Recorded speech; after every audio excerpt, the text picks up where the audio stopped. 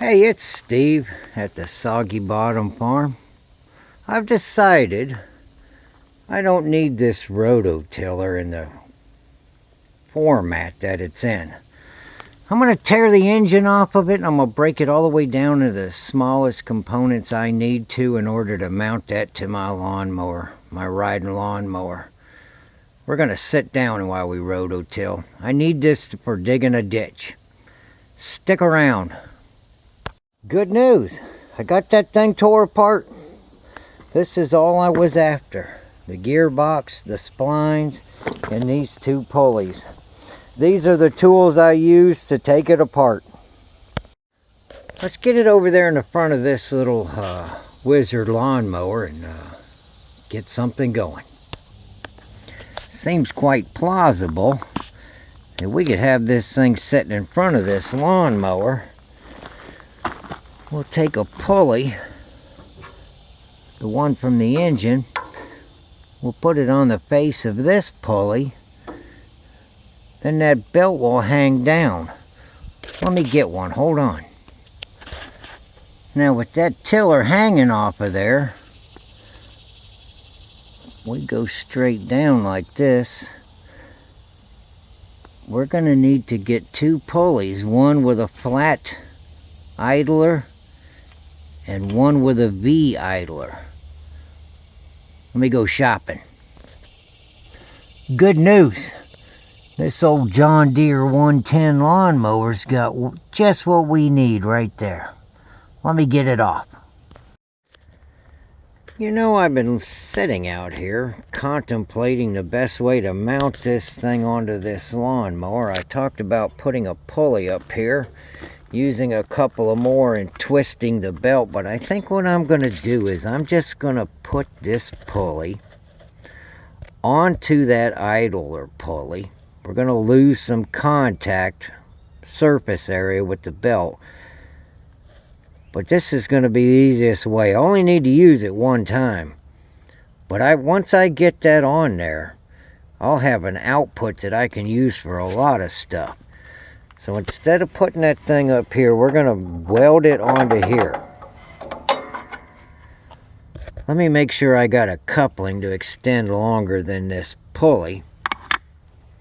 That looks like 3/8/16.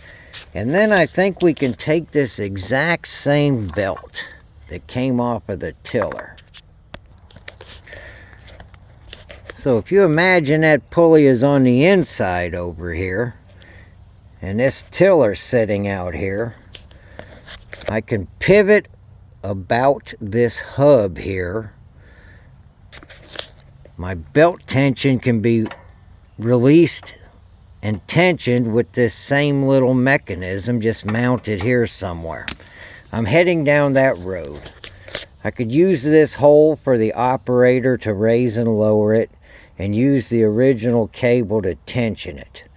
I just got to make up something right here, and keep in mind maybe we'll put a thatcher on it or something in the future. Hang in there, I'll show you what's coming next. Okay, I got that thing sitting over here. I just kind of eyeballed it into the center. You know, whatever, it's just a lawnmower. We're proving that we can get away with something here. If this works good, we might throw some real money at it. I got the old welder out here. I use a Lincoln. What do you say we just go ahead and show these birds how it's done? I wasn't lying. Let me give you a quick review of a tool. If you ever decide you want to get a grinder, let me say this about this grinder. A DWE 402 made by DeWalt. You would not believe how many times I have gone and stopped this thing. I'm done using it and I let go of the trigger and this wheel fly off of it. I wouldn't recommend you buy this tool, a DWE 402. Alright, stick around. Now just to be completely honest with you, and to make sure I share as much as I can, I did make a bit of a tactical error and a mistake here when I welded that pulley on there. I wasn't paying a whole lot of attention to the spacing between these two belts. So as you can tell, I'm taking off some of this pulley so that I can get this V-belt in here and not have to make it crooked. I need to remove this. That's what I'm doing. I'm chopping that off. I made an error, but we're going to recover. Man, that might be a little close, but that's where we're at. We're going to go with it. And I'm out here piecing this thing together again, right? And I come across a revelation. This pulley is going to rotate that way. Well, with that one rotating that way, this one down here is going to be rotating this way. The top of the pulley is going to pull the belt this way, which means that this pulley is going to be rotating that way. That's the wrong way for the tines on this tiller. This is the cutting edge. It's going to be rotating that way, right? Here comes every problem you run across making this stuff up. What do, right? You could take these tines off and put them on the other way, and you'll put the cutting edge on the proper, the right side of the movement. But now you're pushing against the lawnmower. That's not how rototillers work. They're always rotating in the way you're moving. But we're going to leave it this way for right now. I'm going to cut one slot in the front of this plate. And if it doesn't work, pushing a rototiller, if that doesn't work, I'll cut another slot over here and just move this pulley to the other side. And then it'll be rotating the opposite way, and we'll put it all back together the way it is right now. Hang in there. I'm at another one of them critical decision points. People are going to see my work here, right? So what do? Do I spend some time and make real good marks and make sure that when you're done seeing what I did today, that you'll be happy with it? Might work for you, but I'm just going to eyeball another hole down here. Let's see how it turns out. I think I missed, fellas. Maybe not by much, but I think I missed. Don't worry, when you ain't watching, I'm going to correct it.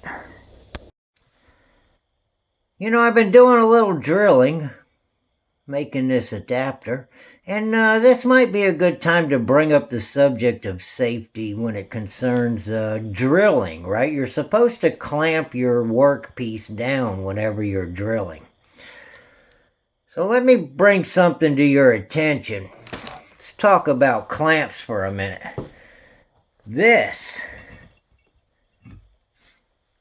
That is not the proper way to clamp something down. Man, I'm out here putting this stuff together and just drilling a hole through this piece of pipe, and look what happened. You see the little fella right there? Let's get him. Come here, dude.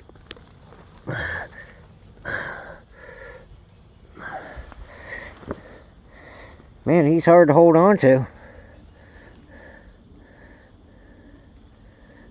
Little ringneck snake. Show me your smile. There you go. Alright, let's get rid of him. Hang in there. Alright, I might have spoke too early about giving this to a buddy of mine. I started chopping up some pieces of it, as you can see. But this is where I'm at. I got this thing mounted on here. Just butched some stuff together. I got it positioned in a way that will allow me to flip it over and use the belt on the other side if we move the idlers and cut us a groove. I got this little piece of pipe in here. I'm going to weld it to this old Kmart clothing display. Come down here, make a Z-bar so I can raise this thing up and down, and it'll pivot right here instead of picking the whole machine up. Let me keep going. Got a lot of thought and work out of the way. I think I can weld something over here, right? You know, some piece of metal right here on this little bar.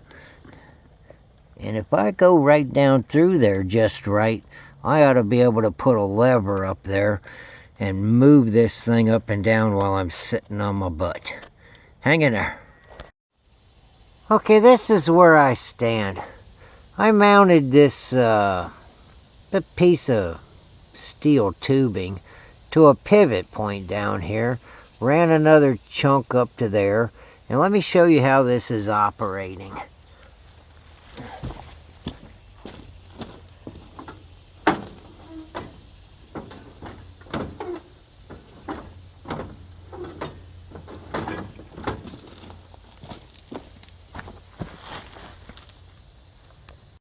I got one more thing I gotta do.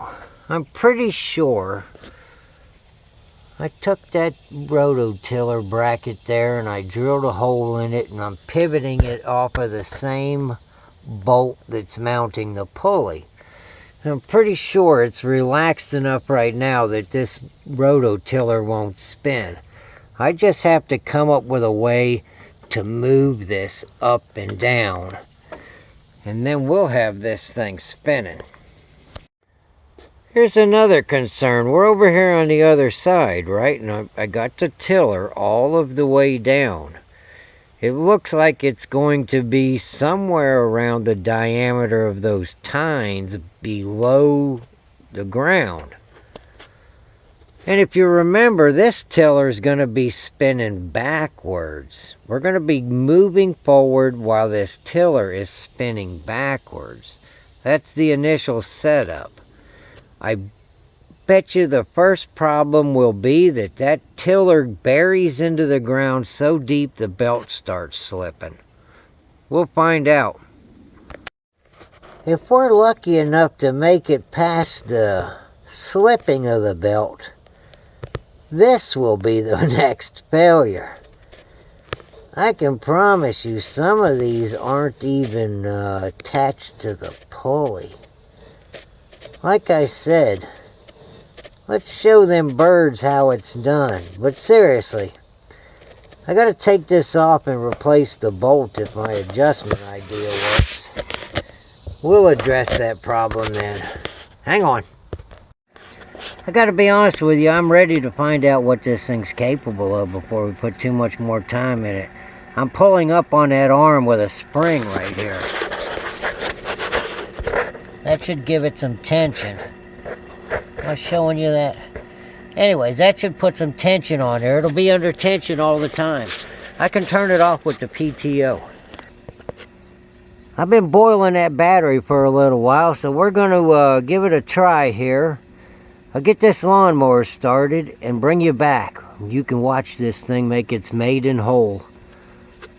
Hang on.